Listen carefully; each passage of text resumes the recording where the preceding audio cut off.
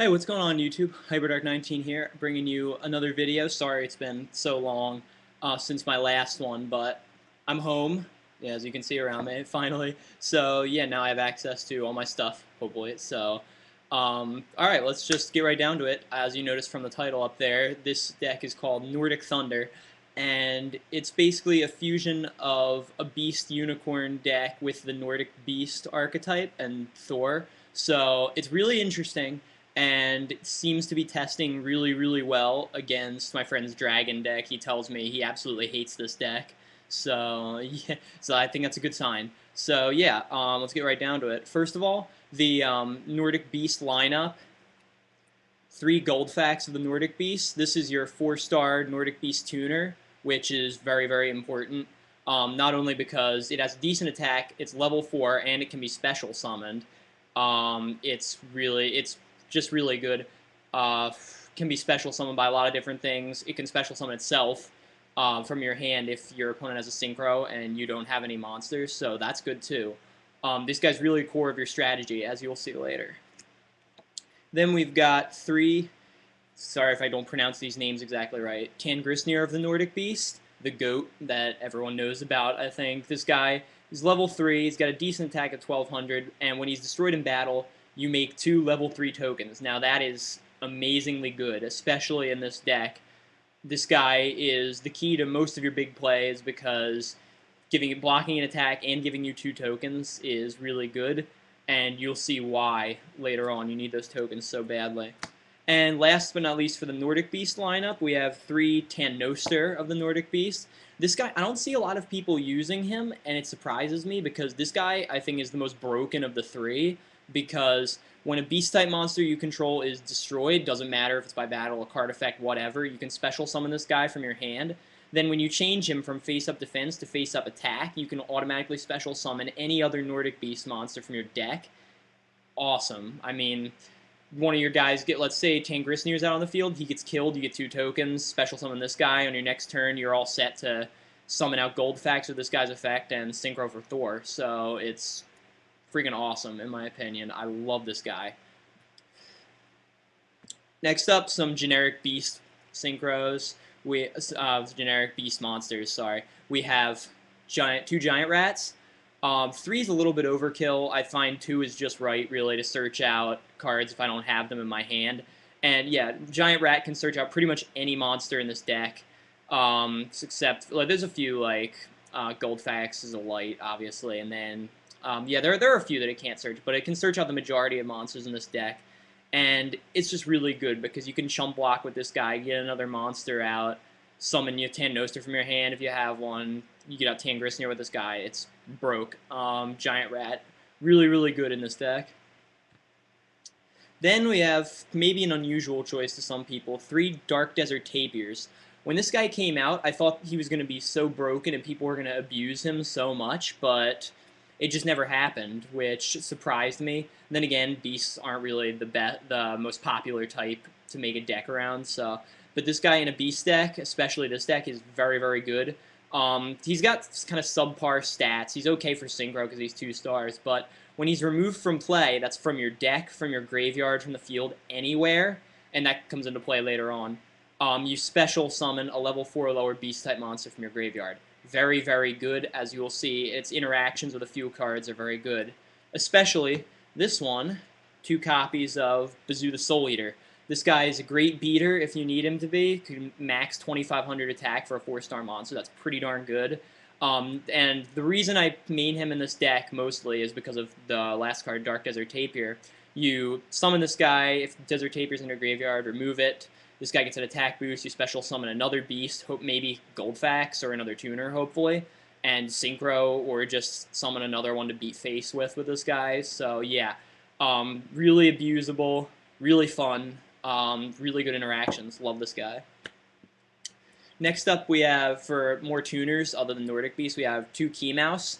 Level 1 tuner can be 1-for-1, which I also have in this deck. Very good.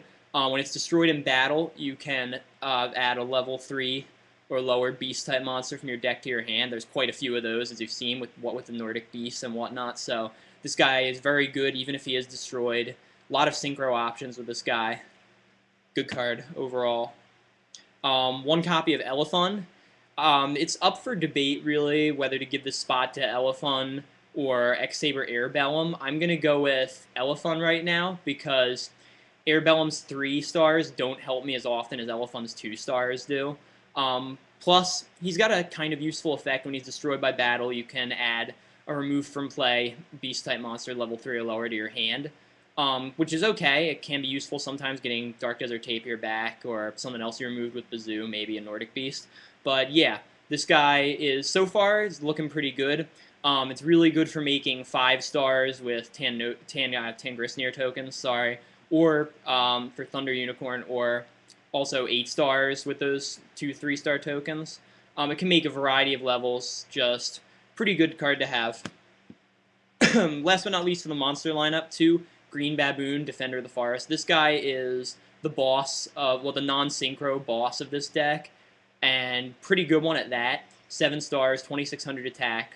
When one of your beasts is destroyed, you can pay 1,000 to special summon him from your hand or your graveyard, so it's constant recursion of a decently strong card. It can take down Stardust. That's always a good thing. Excuse me, still have a little cold. And also, since he's 7 stars, makes for good synchro options with Key Mouse if you have it. And, I mean, just think about it. You make an 8-star, Lightning Tricorn, Stardust, what have you. And then if a beast is destroyed, you just special summon right back for more shenanigans. So, very good card. Really like it. On to the spell lineup. I'm just going to run through a few staples. Monster Reborn. Duh, it's Reborn. Dark Hole. 2 Mystical Space Typhoons. A lot of decks that you've seen me play don't use MSTs and favor Trap Stun. I do have a Trap Stun in this build, but just one. MSTs are pretty good in this deck. Giant Trunade, very good card. Not much to say about that. Book of Moon, I think, should be a staple in almost every deck. I know I don't play it in every deck I run, but if I have room for it, I play it. Alright, now some of the tech choices for this deck, you could say. 1 for 1, as I went through, basically gets you Key Mouse. That's all this card does. Because Key Mouse is obviously a very good card. Scapegoats. Basically for 1 for attack protection, as if you need it anymore. And also gives you tokens for synchro options. Good card. And for this last for the spell lineup, we have 2 copies of Gold Sark. No Pot of Dualities. Even if I had them, I wouldn't run them in this deck. Because Gold Sark is infinitely superior for one reason only, which is you can use it to remove Dark Desert Tapir from your deck. And what does that do? Well, it special summons a level 4 or lower beast from your graveyard. So basically, Gold Sarks, if you have Dark Desert Tapir in your deck and you draw Gold Sark, it basically turns into a Monster Reborn, if you want it. So having 3 copies of Monster Reborn or more, possibly, it's broken. Plus, you can get other things with this card. You don't have to just remove Desert Tapir all the time. It's essentially a +1, really, because you use this, you remove Desert Tapir, that's a plus right there, because you don't want to draw him too much. And then you special summon from your graveyards, that's another plus, so Gold Sark turns into pluses. Good stuff. Trap lineup, pretty much staple-ish. 2 bottomless trap holes, awesome card. 1 Torrential, 1 Mirror Force, 1 Solemn Judgment, fantastic, obviously. I don't run Solemn Warnings, don't have them, can't afford them. Hopefully they come out in Gold Series, but if not, whatever. Haven't really needed them, haven't really missed them. Call of the Haunted, with all the synchroing and just beating face that this deck does with powerful monsters, you do kind of need this card, and it's very good. Not all decks need it, but in this one you do. Trap Stun, like I said, 1 copy. Don't really need any more than that because I'm using MSTs. And last but not least, we have, I know they're proxies, but I'm going to get the real ones soon. 2 copies of Gleipnir, the Fetters of Fenrir. I know it's a mouthful. It's a trap card that basically it's a trap version of Reinforcements of the Army for your Nordic Beast monsters, which is really good. I think it's better than Reinforcements in a lot of ways because, 1, obviously there's no warriors in this deck, but 2, being that having it be a trap is it adds a surprise factor in there, which Rhoda doesn't really have because it only activates on your turn. So you have the freedom to grab whatever you want, your turn, your opponent's turn, whenever. So it's definitely really good, especially if you can take advantage of their destroy plays, add 10 no steer to your hand during their turn. It's awesome. Okay, that's the deck. And I just wanted to throw out a few synchro options. Like, this is what I use. I haven't perfected the extra deck yet. I don't really know definitely what I'm going to run. But, yeah, this is just a few suggestions for what I think you should run if you're playing this deck. One, obviously, Thor. Like I said, proxy. I have to get a real one. Thor is a friggin' awesome synchro. Has a built-in recursion ability, 800 damage automatically. Negates effects, 3,500 attack, can take down most monsters in the game. Easy to make, is level 10. Pretty easy with this deck. If you play it, you'll know. And, yeah, just really, really good. So you should definitely, if you're playing Nordic Beast, you play this guy. Unicorns now. Thunder Unicorn. A decent one. I don't really use it that much, but I would run at least one copy in the well, I forgot to mention 2 copies of Thor.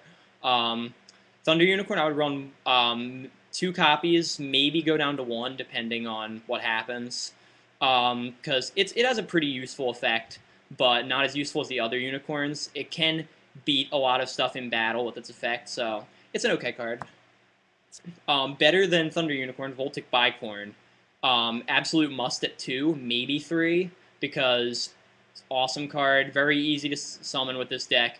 Milling ability, I've won more of my games with this deck from deck outs with this guy than from damage, and that's saying something. So yeah, Voltic Bicorn definitely a 2.